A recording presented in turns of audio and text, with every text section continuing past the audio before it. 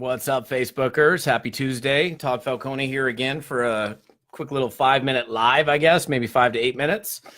I think it's pretty important subject matter for network marketers and etiquette, social media etiquette. This isn't going to be the end-all, be-all social media training, but it's interesting kind of just watching, observing, and being involved in our space and seeing what people do. And to see that we're so many years already into social media and people continue to make the same mistakes over and over again. And I think especially this message is really for newer people in network marketing, that they need to be taught what to do and what not to do. In fact, I would say that in every getting started training or fast start training that you're doing for your organization, it needs to include some Facebook and social media training, because people will go out and do things that, if we don't teach somebody what to do and absolutely what not to do, they're going to go do it. And, there's no written rules, if you will, there's probably some etiquette someplace on there, but look, I think there's a right way and there's a wrong way to do things. This is my opinion based on, at least 10 years of observation on social media and seeing people to continue to make the same mistakes over and over again. So I'm going to go through 9 of these that I think are just don't do's. It's something we need to be teaching our people to not do so that we can teach them to then do things the right way. So number 1 is don't ever tag people in stuff that they're not in. It's like somebody's trying to swipe in on somebody's audience by tagging them in a post and tagging 97 other people in something that they have nothing to do with. And I understand the thought process, like, wow, there's all these influencers, and if I tag them, they're going to see my post, and therefore they're probably going to be, more interested in my business. But it actually works in a polar opposite, and it ends up alienating all these people that you want to connect with. So, like, if you tagged me and a bunch of other influencers in a post, and I have nothing to do with it, first of all, I immediately go in and remove it from my timeline, and then I untag myself. And a lot of times I'll just unfriend the person immediately, and then they'll never have access to my audience in this case. So I think it works in the exact opposite. I think that also includes tagging people in things that, I don't know, that they wouldn't like posting a really crappy picture about, of somebody. Would you ask yourself before you post the picture or the video, would this person appreciate me posting this picture of them? Or they're like, some weird expression or something like that. And I think that also includes, and people do this to me all the time, where they'll like literally throw me on a Facebook Live, like they're at an event and they're like, "Hey, Todd," and they throw their camera right in my face. And I'm like, I don't know what I'm into. I'm having a conversation here, Todd, talk to the camera. And it's a little uncomfortable. I think anytime you put somebody on Facebook Live, for example, they should probably know about it ahead of time, if you're going to put them on camera. But, I think, and I did I did as my character, Buzzy Boxer, I did a video on this about, I don't know, probably 4 years ago, 5 phenomenal facts for Facebook marketers. That was all F's, but anyhow, maybe I'll post it when I'm done with this live. But that's number 1. Number 2 is, I think the second don't turn your Facebook personal profile into a never-ending ad campaign. Not to say you can't do some business, and most network marketers certainly do business on their personal page, even though operating a business is directly against Facebook's policies and procedures, although most people do get away with it. But I think if you get started in a network marketing business and all of a sudden you're just business post about your business, you can layer that stuff in there. But people aren't really looking to get connected to your opportunity or your product. They're looking to be connected with you. And maybe the product or the business is an extension of who you are. What's up, Vin? How you doing, buddy? What's going on? Cadel, how you doing? Castronovo, Tracy, other folks that are coming in live. Good to see you guys. So, again, there's, what percentage of business versus, I'm not going to get into that, but if you go to your page and it's just business, like, for example, my personal profile, I do business on my personal profile page, but I also layer a lot of family stuff, a lot of personal stuff into it. So it's not like, oh my gosh, it's just an advertisement. But what's up, Gursky? How you doing, buddy? Good to see you. We got to do a catch up soon, actually. It's been a bit. So number 3 is don't ignore people that are liking, commenting, and sharing your stuff.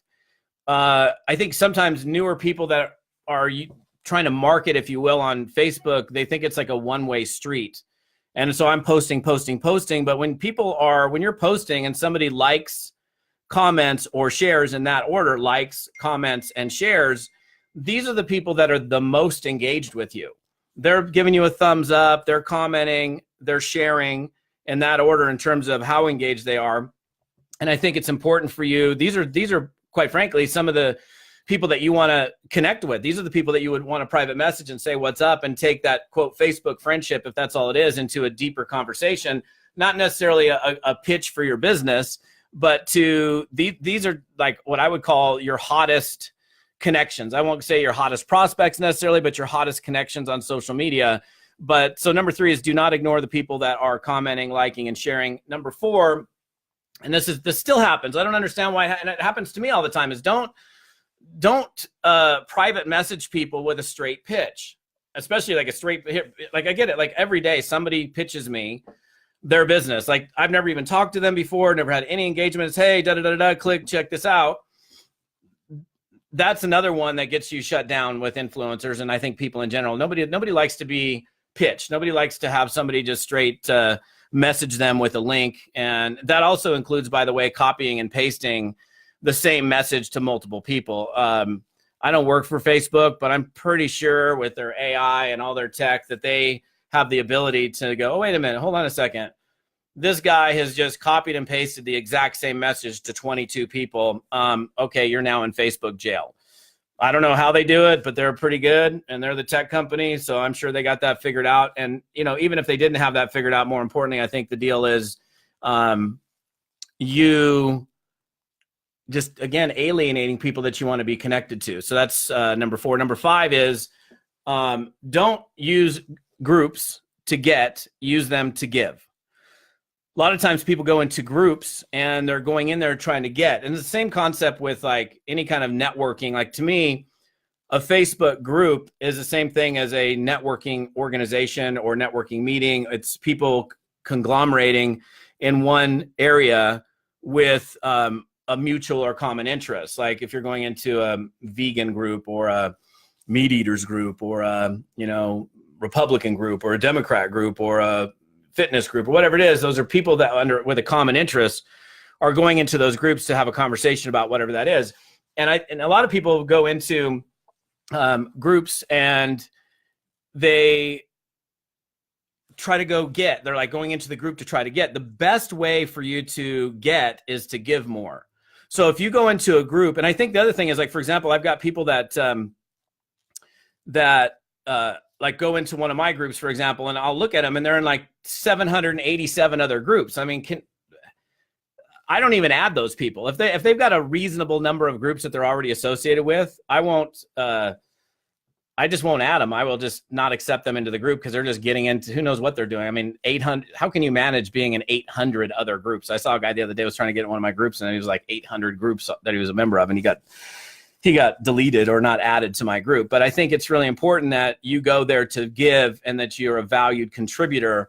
And the more you're a valued contributor to that group under that specific piece or chunk of content that group's about, the more likely you're going to have people that are checking you out. Because what are you going to, somebody's like a valued contributor in a group. You're like, who is this person? What do they do? They're going to go check out your profile page, and then they can start to get to know you through your Facebook profile page. What's up, Fraser Brooks, the king of social media? How you doing, buddy? I saw that you rocked out an event in the UK. Looked like you had an absolute blast. I look forward to seeing you soon. I'll see you in Vegas next week.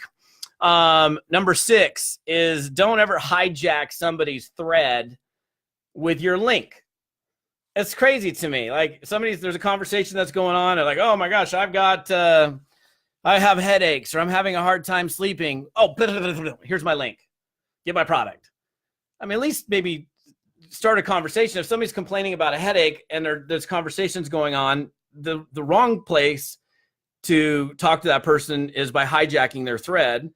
The right thing, if you want it to be helpful, is say, look, send them a private message. I noticed that you were talking about headaches in the group, and honestly, I didn't want to go in and comment and hijack your group. By the way, if you did that, that's a nice little strategy. They'd be like, wow, that's really kind of you. That's really, I really appreciate the fact that you didn't hijack my group, my thread with your link. Instead, you private message the person. that to me seems like a way better strategy. Number 7, and this goes both online and offline, but I see it happening quite a bit. Like, oh my gosh, Ray Higdon is joining one of my Facebook lives. I got Fraser Brooks and Ray Higdon on one of my Facebook lives. I am bowing to you two gentlemen. I'll see you both next week. I look forward to it. Hey, step 1, never lack facial hair. Well, you know what, bro? When you're lacking it up here, I know. You got a great head of hair, though, so maybe I can tape some of that stuff up there, but I'm a couple years older than you. So number 7, this happens. It happens offline, happens online, and this is something that when I'm speaking at events, I talk. I not every event, but I definitely make this point. People, like years ago, I heard the acronym JOB stands for what? Just over broke. And I thought it was cute and funny and fancy when I first saw it. And I started, JOB, just over broke. And then I realized one day, I'm like, oh my God, I'm literally putting down the very person that I'm trying to bring into my business. So instead of, putting down somebody or, making fun of somebody for having a 9-to-5 job, that to me is somebody that should be celebrated, not denigrated, right? Anybody who takes care of their family, their obligations, are putting food on the table, roof over their head.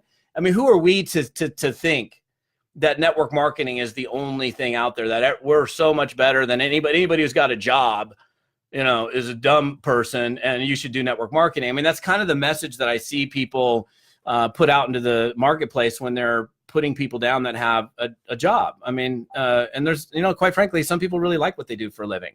So what number is that? That's number 7. Number 8 is, and I think this is also, I kind of made this point already, but number 8 is don't try to be the big product salesperson.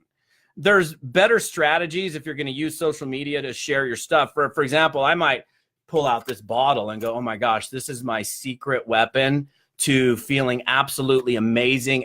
I've never felt better. Every time I drink this, it's so, I feel like Superman. And then maybe the logo is hidden, for example. Obviously, there's no logo here. This is my water bottle. But instead of you trying to pitch your product, and not to say you don't ever do it. You might have a product sale, a special that's going on. But if your Facebook page just becomes a constant sales pitch rather than something where you're generating curiosity, I think you end up, doing things in a way that's not going to attract people to you. And number 9 is, and CJ, we actually chatted about this in our conversation earlier. Number 9 is don't keep your Facebook profile page a secret. So a lot of people that are new, and this is something you should teach your new people, by the way, is, go check out in your getting started training, when you're including social media training, hey, is your Facebook profile page set to public? Well, no, of course it's not. It's just for my friends. Well, if you plan on using social media, Mr. New Distributor, would you like to utilize social media, Facebook, as a tool in helping you build your business? Of course I would. Well, one of the first things we got to do is turn your profile onto public as wide open as possible so that other people can find you, friends of friends can find you, they can connect with you. Now, of course, it requires a little bit more management and having a very open public profile. But I'm a pretty public person, and I don't have anybody that's done anything too crazy on my page and I've had some people post some stuff that I've deleted, but that's I guess that's the one thing that you risk is when you have your page set up where I can, somebody can comment or they can throw a post on my wall if they wanted to. And I think most people are, understanding enough to know that they shouldn't do that. Although, I'll see it happen and I immediately will delete it. And then if they did something really stupid, I'll unfriend them and then they'll never have access to my audience ever again. I've done that with many, many people. So again, this isn't the end all be all. My point really today is, you guys, most of you are using social media every single day to build your network marketing business. It's become a predominant way of building. And it's awesome because we have the ability to reach people in a way that we never could prior to the age of social media. But along with that comes our responsibility as independent distributors, your responsibility as independent distributors to make sure that you're educating your people, your new people. Again, like when somebody signs up in your business, here's my question to you. In your getting started kit, or in your, not necessarily coming from the company, but when you're launching a new distributor and you're getting them plugged into that initial fast start, getting started, onboarding process, are you including training on what to do and what not to do in social media. Because what are they going to do? Most people are going to go, oh my gosh, I got this amazing product. You guys should join me, blah, blah, blah, whatever they're going to say. And they're going to start private messaging people. They don't know what they're doing, especially if it's a brand new marketer who's never done business before, never done business on social, never done network marketing before. They're going to make those mistakes. So let's not make the assumption that people that are joining our businesses are actually knowing what to do and what not to do. We need to teach those things. So that's it. That's it for today. Have an amazing one. I appreciate you guys. If you're coming in live, thanks for being here live. If you're recorded, well, I guess you're here recorded. We'll see you on the next one. Have a great day. We'll see you.